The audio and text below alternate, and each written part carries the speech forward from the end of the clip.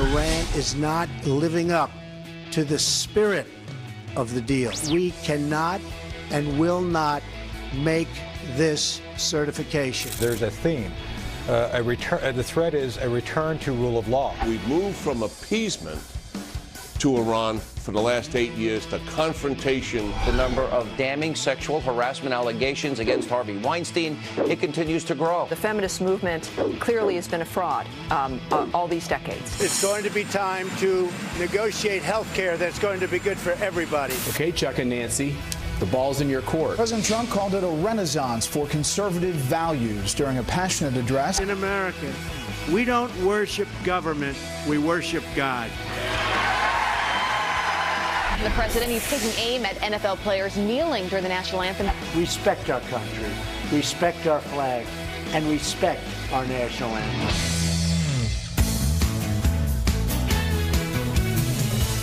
Two songs we've had intros to, and Abby hasn't sung once. I've been dancing, though. She's been dancing? Kind of bobbing. Couch dancing a little bit here in between. We need to get Huntsman singable songs for the 8 o'clock and 9 o'clock hour. It's a requirement. If you really want to wake up. But we've got David Webb on the couch this morning. Second hour. I'm still here. I haven't run away yet. You got 3 to go. I got 3 to go. So you got your coffee and one your more tea ready? than radio. I'm ready to go. Yeah.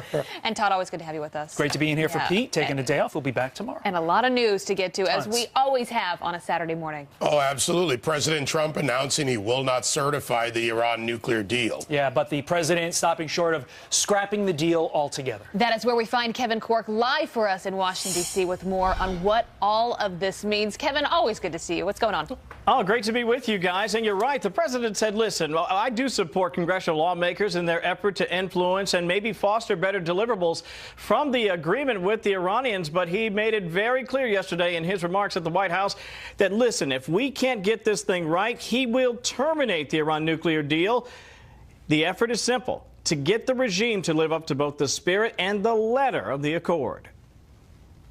While the United States adheres to our commitment under the deal, the Iranian regime continues to fuel conflict, terror, and turmoil throughout the Middle East and beyond. Importantly, Iran is not living up to the spirit of the deal.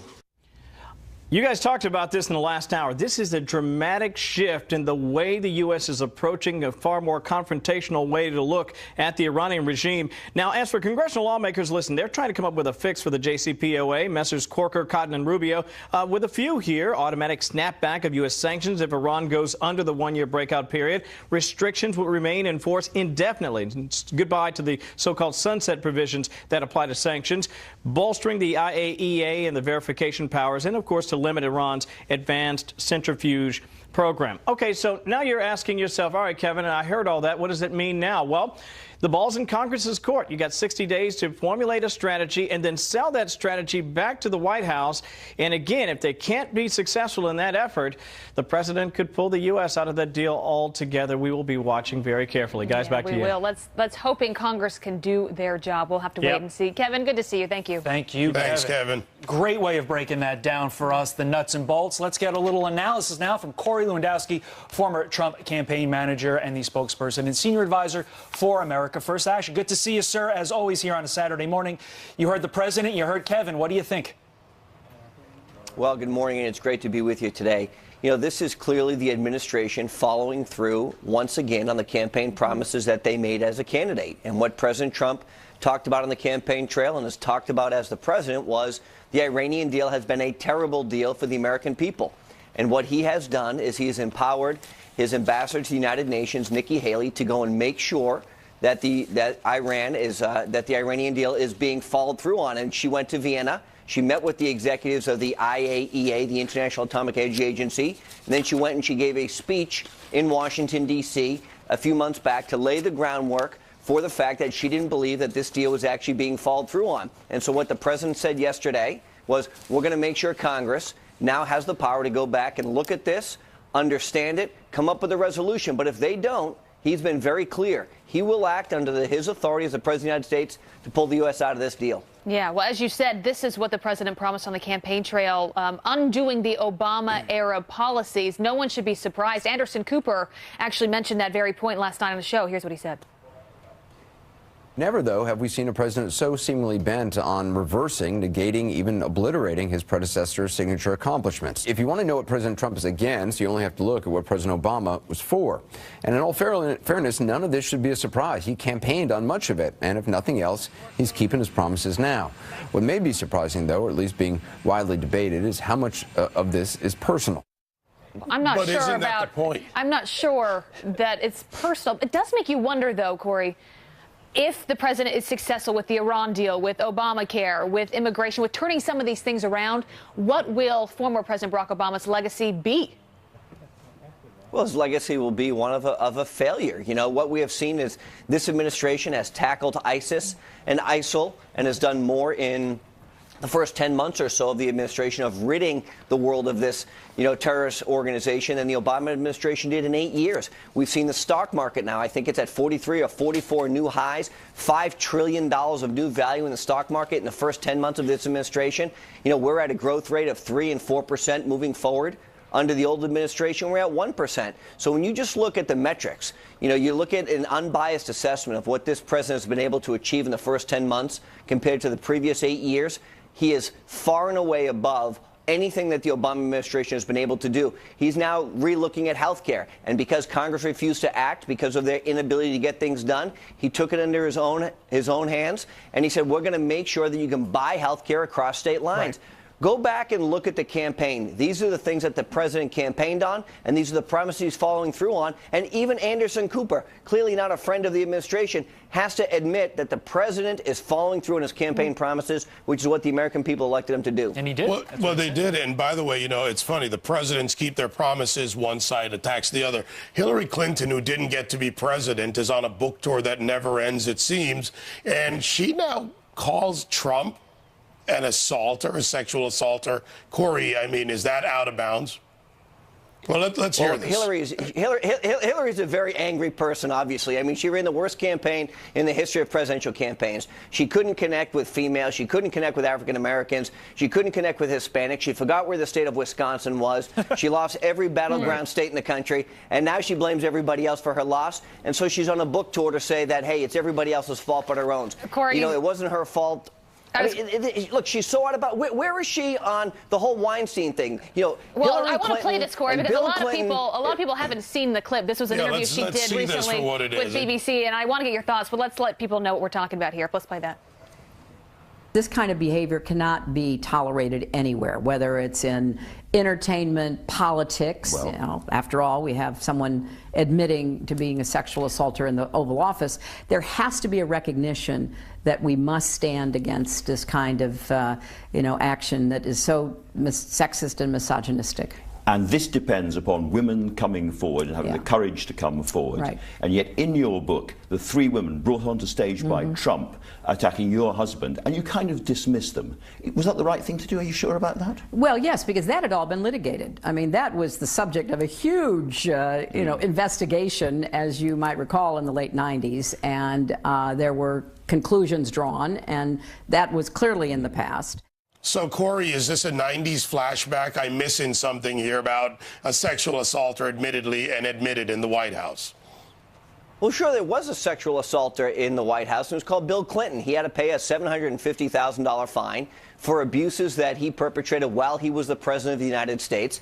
He was disbarred. He lost his law license. He lied under oath, and he was impeached. That's the sexual assaulter she should be talking about in the White House. And when she talks about the entertainment industry, this is amazing. Harvey Weinstein and, his ilk have been friends of hers for a long time. She's been stunningly silent. We saw that Mario Cuomo, the governor of New York, was going to keep the money he took from Weinstein until the public pressure came so much they decided to give it all back. It's amazing the hypocrisy of Hollywood and the liberal elites who they don't want to talk about Harvey Weinstein anymore because he's one of their own. We saw that Dean Baguette in the New York Times didn't want to break this story. It's amazing how the liberal left has their own agenda and they refuse to acknowledge that they have been part of the problem in Hollywood for the last 30 years. And we've seen it hasn't been one person or 2 people. We're at about 30 people now that have accused Harvey Weinstein of serious felonies. and no recourse and no outcry from the liberal left. This is what the hypocrisy is all about. Yeah, 3 women now accusing Weinstein of rape. It's so important to point out the hypocrisy. It's a dangerous place to be. That's why we have you on, Corey. Good to see you. Thank you, sir. Thank you, Corey. Thank you. All right, turning now to some other headlines. We do want to begin with the Fox News alert. The American woman and her family freed from the Taliban, arriving home in Canada overnight after being held captive for 5 years. Joshua Boyle telling reporters that his captors killed a 4th child born in captivity, an infant daughter. He also says they sexually assaulted his wife, Caitlin Coleman. The Trump administration now working with the Pakistani military to carry out their release. And now to another Fox News alert. Wind gusts threatening to spark more flames in what is now the deadliest week of wildfires in California's history. The death toll rising to at least 34 people as we get a first-hand look at the daring rescues that are underway. Come on, she's disabled. All right, let me get her feet. Let me get her feet. Sir, you gotta go. Go. This is a mandatory evacuation order. Leave your homes. Wow, so that is body cam video showing an officer rescuing a disabled woman. Flames lighting up the neighborhood with smoke, as you can see, so thick you can barely see anything at all. The wildfires have chased now 90,000 people out of their homes, and it continues. Also, there's brand new details in the Harvey Weinstein scandal. He's now facing removal from the prestigious Academy Board. They will decide his fate later today. Meanwhile, Weinstein is not backing down after being fired from his own film company. TMZ reporting that the Hollywood producer is planning to challenge his ousting, arguing he never violated his contract, which allowed him to keep his job even if sexual harassment suits came into play. And as he plots his next move in his rogue nuclear program, Kim Jong-un is simultaneously building his own version of Mar-a-Lago while his people starve to death. The dictator is building a knockoff Spanish resort in the seaside town of Wonsan. It's a vacation spot that appears to be Kim's attempt at a North Korean take on President Trump's Florida getaway. Only his resort just happens to be alongside his rocket test site.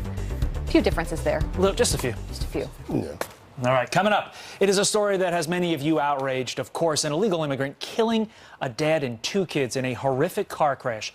That illegal immigrant only serving 2 years in jail. And now the mom they left behind is seeking justice. Her congressman joins us live with what he's doing to help next. Yeah, and absolutely, she needs the help. Remember the infamous tarmac meeting between Bill Clinton and Loretta Lynch? Wait until you hear what the FBI just found. Will it ignite another scandal?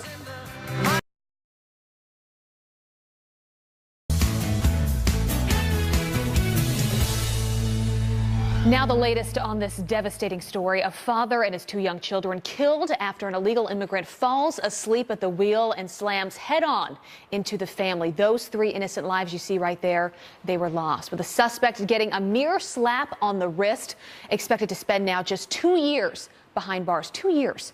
Heartbroken mother and widow Courtney Hacking joined us last week on Fox and Friends, and I spoke to her. Here's what she told me. I remember their beautiful faces. I see them from the moment I wake up till the moment I go to bed.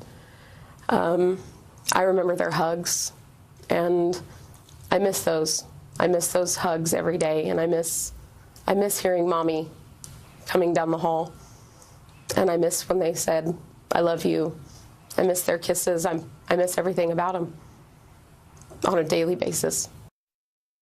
And she will never have them back. Well, this morning, Courtney Hacking, it's Congressman John Ratcliffe of Texas, joins us to tell us how he's fighting to prevent future tragedies like this one and to make sure that justice is served. Representative, good to have you on this morning. Abby, good to be with you. I mean, listening to Courtney last weekend, I've been thinking about her all week and what she has lost. Before we get to helping others, which I know is a passion of yours, is there anything that can be done about Courtney's case, about the illegal immigrant who's now just been charged to 2 years for killing most of her family? Is there anything that can be done there? Because people are frustrated. Abby, my worst days as a prosecutor before coming to Congress was having to stand with crime victims and hear the stories from that perspective. One of my worst days as a member of Congress was the first meeting that I had with Courtney Hacking, hearing that story and knowing that it could have been prevented. So we really do need to focus on enforcing the immigration laws that are on the books. And so I worked closely with the Hacking family and with law enforcement officials to make sure that he got the maximum punishment, Mr. Quintero, under the law. But we need to do a better job of not just enforcing the laws on the books, but making sure that illegal aliens who have a propensity to commit crimes don't get into the country in the first place. Right, because now this man, he will go to prison for 2 years, and then he's living free. And, Courtney's life will never be the same. You've seen the photos, her adorable 4-year-old son, a 4-year-old daughter, and 22-month-old son, her husband. They're gone forever. You've gotten to know Courtney personally, and she's fighting hard, passionately, trying to make these changes. What have you learned from her and her story? Well, people talk about closure, and for victims of crime, there never is closure. As you talked about, when we talk about immigration, so often from the other side, we hear about having compassion and that certain programs and ending certain programs like DACA could break apart the families of illegal aliens. There's no one in any of those programs, there's no child that's in the DACA program that will have a worse outcome than Ellie hacking or Grayson hacking or the hacking family. And so, I can't tell you how much I appreciate the fact that even after this tragedy, Courtney is willing to devote her time towards making sure that other American citizens don't go through what she has. And the good news is we finally have someone living at 1600 Pennsylvania Avenue who shares that frustration and concern and is willing to work with Congress to prevent these types of tragedies from happening. So quickly, I'll ask you just again, is there any way to change that mandatory sentencing of 2 years? Is there any way to walk that back and to give him a greater sentence? No, unfortunately, Mr. Quintero got the maximum sentence that was allowable right now under the law. We made sure that he did get the maximum sentence. But one of the things that I'm focused on is trying to make sure that the immigration laws that we have on the books are being enforced, but also trying to enhance and come up with stricter penalties going forward in the future. Well, it is heartbreaking. Representative John Ratcliffe, thank you for being here, and thank you for your work on this as well. Good to be with you, Abby. All right, coming up, he has been outspoken on many issues, but admittedly, it took him days to address the Harvey Weinstein scandal. Why? Jimmy Kimmel responds coming up. Plus, the president talking tough on everything from Iran to Colin Kaepernick and the fake news. So what do the American people think? We have got the brand new dials in. That's still coming up. A big show still ahead on Fox and Friends. Stick with us.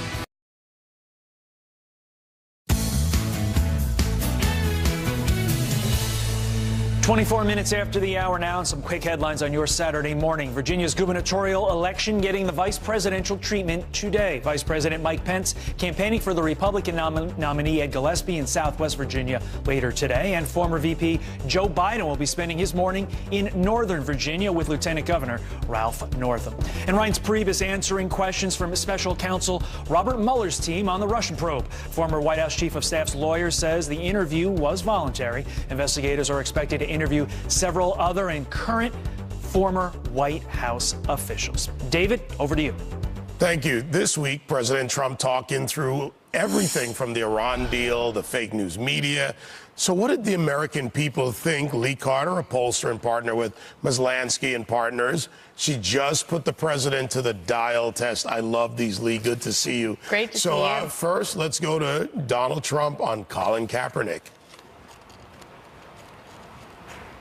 I watched Colin Kaepernick, and I thought it was terrible. And then it got bigger and bigger and started mushrooming. And frankly, the NFL should have suspended him for 1 game, and he would have never done it again. They could have then suspended him for 2 games, and they could have suspended him if he did it a 3rd time for the season, and you would never have had a problem. But I will tell you, you cannot disrespect our country, our flag, our anthem. You cannot do that. So how did the dials turn out for the president? So you can see there, Republicans love this message. They gave it an A, independents a B, while Democrats gave it a D. What I thought was most interesting, though, was Democrats said, you know what, this is one of these fake issues that he's pushing to distract us from other things that are going on. Republicans said it's really important that we get our patriotism back. Very, very divided on this year. All right, so let's go to Iran. Of course, that's the big news on Friday. Let's hear from the president on the Iran deal. I think it was one of the most incompetently drawn deals I've ever seen. $150 billion given. We got nothing. We got nothing. They got a path to nuclear weapons very quickly. And think of this one, $1.7 billion in cash. This is cash out of your pocket. What? You know how many airplane loads that must be? Did you ever see $1 million like a promotion where they have $1 million in $100 bills? It's a lot of. This is $1.7 billion. You'd almost say, who would be authorized to do it? And who are the people that deliver it? You may never see them again, right? Yeah. But, plane loads. But just plane loads. So this is the worst deal. We got nothing. We got nothing.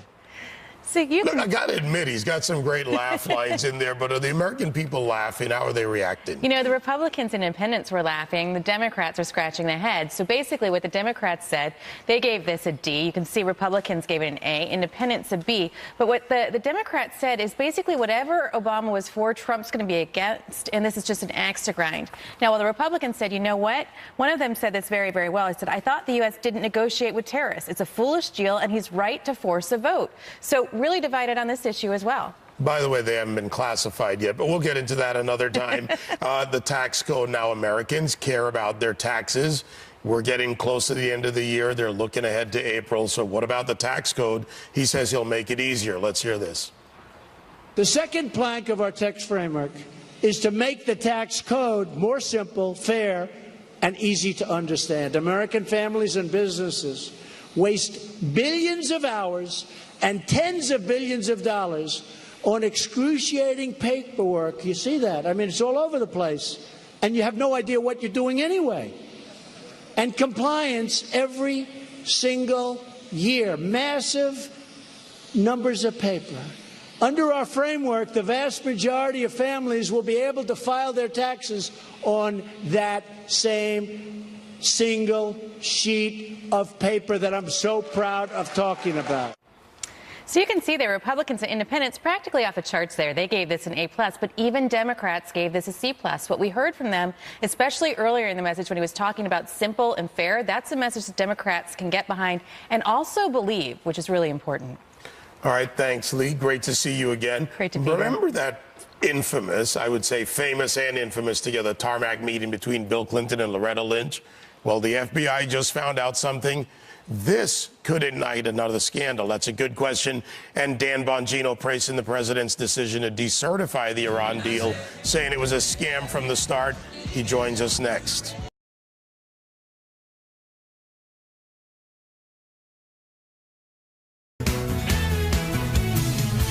We will see what happens with Iran. We're very unhappy with Iran.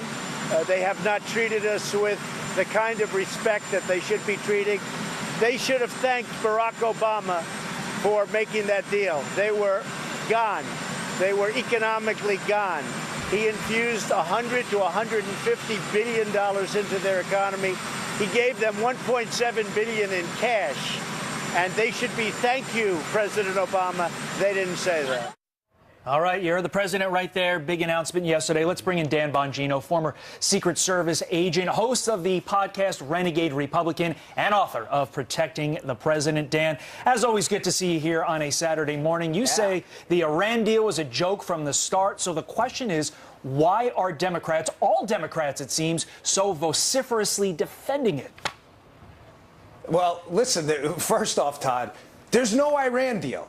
There is no Iran deal. There's an Obama deal, but someone should tell the Iranians that there's an actual Iran deal. Now, if the spirit of the deal, as I've heard recently, right, if the spirit of the so-called Iran deal, which was really the Obama deal, was to stop or slow down the development of nuclear technology for the Iranians, then why are the Iranians out there seeking dual-use technology and developing ballistic missile delivery systems to potentially deliver a nuclear weapon? You know, and Todd, here's one more pro tip about the Obama deal, because there's no Iran deal. It's a joke. Right. Here's a pro tip. You probably shouldn't deliver pallets of cash to a regime whose motto is like death to America. Probably not a good idea for U.S. foreign Interesting policy. optics there, absolutely. And as the president said yesterday, we basically restored their economy with those pallets payments, you know? Yeah, cash is king when you're on the terrorist stage. You know, Dan, we talk to people all over the country, a couple of guys behind the microphone on radio. What are you hearing from the people out there? Do they get this? Oh, they absolutely get it. And you know, David, as you've probably seen yourself, Twitter's a great, big public forum where you get a lot of good voices on both sides. You know, some can get a little hostile, but you get good public opinion on it at least. This Iran deal is a total farce. The only people defending it are doing it not to defend the deal. They're doing it to defend Obama because they want to maintain this veneer of foreign policy credibility on the Obama side to make people believe the Democrats have something to stand on foreign policy, and they don't. It's always been a crutch for them in the past. All right, so if the deal's kind of a Hollywood-like reality, what about a real Hollywood reality? Jimmy Kimmel on GMA, Good Morning America, talking about being the moral conscience of the nation. Here it is. Let's listen. First of all, the Harvey Weinstein thing, people like this false equivalence as if that somehow is equivalent to what happened in Las Vegas. I mean, Harvey Weinstein is not a person is not a friend of mine. I'm not in the movie business.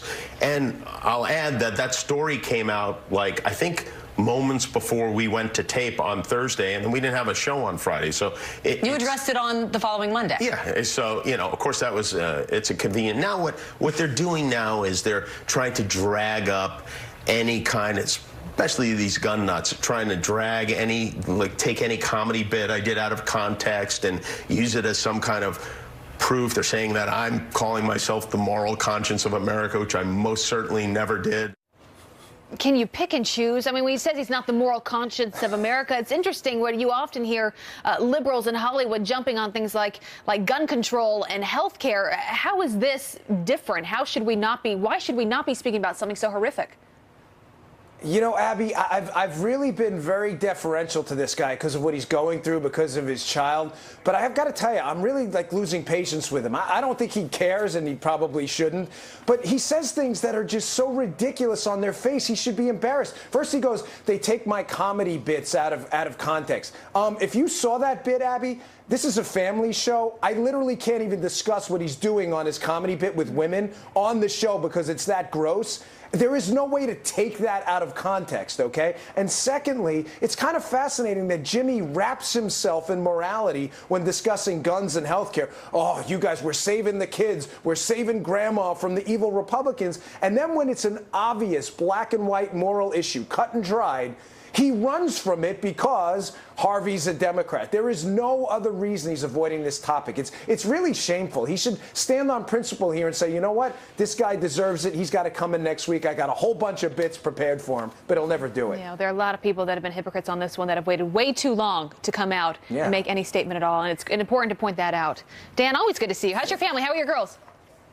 Yeah, they're great. They're great. Thanks for having them up for that Cooking with Friends. Their school is still talking about it, so thanks a lot. I love it. That is awesome. Dan, good to see you. Thanks, Thank Dan. you. Good to see you, Dan. See you guys. All right, turning now to some other headlines we're following. Police now identifying the New Orleans officer killed in the line of duty. 29-year-old Marcus McNeil shot several times. Police now revealing that early reviews of video indicate he was shot and killed during a struggle rather than at a distance. Police say 30-year-old Darren Bridges will face first-degree murder charges and possibly the death penalty.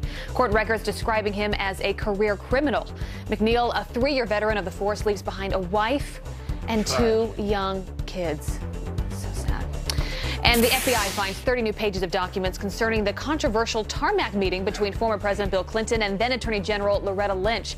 Judicial Watch saying the feds only found the documents after the watchdog group caught the agency hiding them in another lawsuit. In June of 2016, Lynch met Clinton on a private plane in Phoenix. We all remember that, while the FBI was investigating Hillary Clinton's use of a private email server. Well, the watchdog group expects to receive the documents by the end of November, so stay tuned for that one. And playoff pitcher duel, the Houston Astros beating the New York Yankees 2-1, taking the first game in the ALCS Best of 7 series. You guys see this? Game over. Astros win game 1. Astros closer Ken Giles getting the final out. The victory set up by starting pitcher Dallas Keuchel. Dominant 10 strikeout performance. Struck him out. What are you going to do? We're playing with the house's money at this point as Yankee fans, guys. Houston's a great team. It's going to be a great series. I'm just still mad about the Washington Nationals. Yeah, I mean, every time they get so close. This at all. Yeah. I was in D.C. yesterday. That city Oh my gosh. Pretty much shut down. It was ridiculous. Unbelievable. Yeah, All right, we have some serious stuff to get to. Obviously, all eyes out in California with those horrific wildfires. Rick Reichmuth's here to give us a little sense as to, are they going to see any relief anytime soon? You know what, they had a bit of a better day yesterday, and they got a lot of the fires at least controlled a little bit, but conditions get worse again today. Red flag warnings in effect all across the state, and throughout the afternoon, we're going to watch the winds pick up. It's going to dry things out quite a bit, especially in towards Southern California. Southern California tomorrow, another bad day for us, but the Santa Ana winds will continue going sometimes 50 to 55 miles an hour, and so unfortunately a really rough weekend. Next chance of rain, I mean, we're towards the end of the dry season. We're going to begin the rainy season. This takes us till Thursday. Finally, we start to see a pattern change and maybe some good moisture moving in here, but we have a long ways to go. One other story right here across the central part of the country, some severe weather today, maybe a few tornadoes, so watch that from around Milwaukee through Chicago over towards the northern part of Missouri. Guys? Rick, you've been a busy man the past few weeks. I try. Yeah, we're thinking about everyone out in California, bad though. Stories here. Yeah, I'm supposed to go to Napa Valley next Friday. I mean, my vacation's I don't know pretty if you're going to make it, David. tragic out there, what's going on. So sad. All right, President Trump becoming the first sitting president ever to address the Values Voter Summit. So what did the crowd think? I went behind the scenes with Kellyanne Conway, Dr. Alveda King, and many more. I'll have that for you coming up next. Yeah, and still to come, Jason Chaffetz, David Clark, Geraldo Rivera, Rob O'Neill. It's all here live for you. This is a great lineup. Who's not coming on this morning? Yeah, who are we missing? Hillary's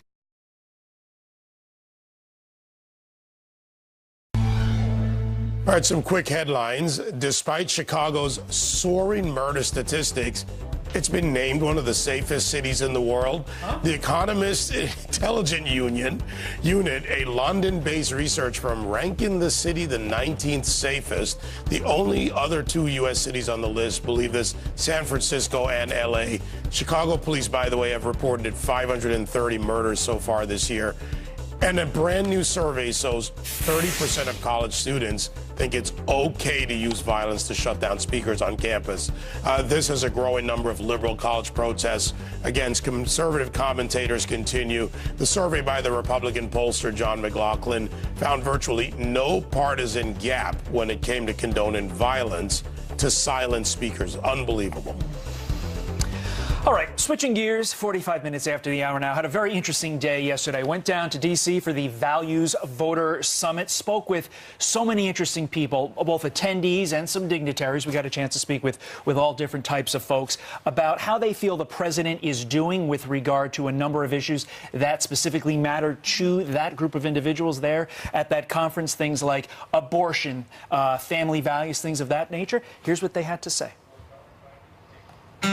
This morning, I am honored and thrilled to return as the first sitting president to address this incredible gathering of friends, so many friends. You heard the president's speech. What did you think? Oh, he was fantastic, like he always is. He was very relaxed, very much at home, but he also recognizes how important this voter group was. It was so inspirational.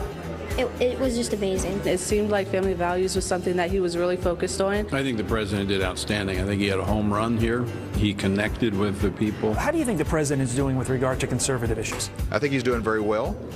You go back and remember that 81% of evangelicals voted for Donald Trump, which is the highest ever. I think President Trump is doing an amazing job when it comes to conservative issues. Everyone here today is brought together by the same shared and timeless values. Many times, voters like this are pigeonholed into one or two issues when we know that they're actually full-spectrum conservatives, social, economic, moral, and defense issues. We protect religious liberty. How do you feel the president is doing with regard to what you call the attack on Christian liberty? I think he's doing an outstanding job. We cherish the sacred dignity of every human life. We believe he's doing wonderful things for the pro-life movement. He is speaking up for our values. He's defending the unborn. Bureaucrats think they can run your lives, overrule your values. How do you feel the president is doing with regard to small government issues? He's doing an absolutely fantastic job. With regard to the issues that are important to you, how do you think President Trump is doing? I think he's doing marvelously. In spite of all the attacks and all the viciousness and all the rest of that, he is progressing forward. I agree with the president, the progress that he's making. I want to encourage him to continue to bring us together. We're saying Merry Christmas again. Why is something as simple as Merry Christmas so important?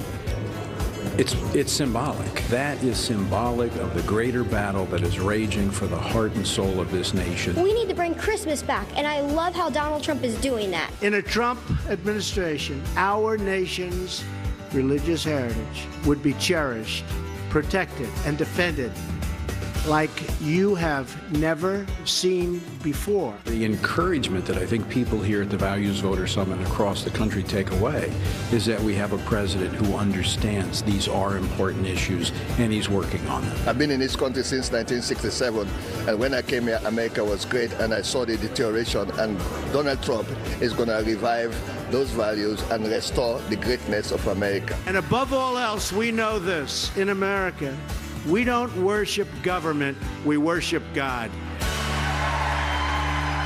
Wow, great work, Todd. So many different voices there. And you talk about the Values Voter Summit. Try to say that five times, by the way. It's tough.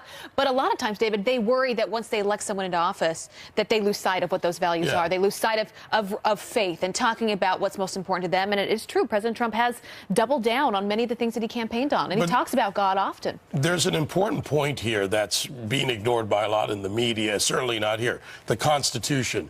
Whether you're a Christian conservative, a values voters, conservative evangelical or otherwise, you like the fact that you've got a president who's keeping his word. Look at his appointments to the Supreme Court, or his nomination and appointment. Look at the court and look at the Constitution. They care about the Constitution. They believe in their individual rights. They recognize there are differences.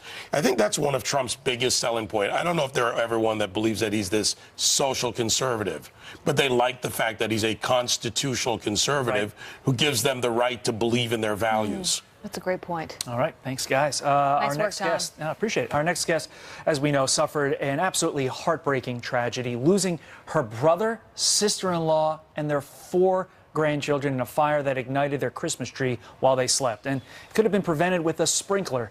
She's here live with her life-saving advice for every family next. You don't want to miss that.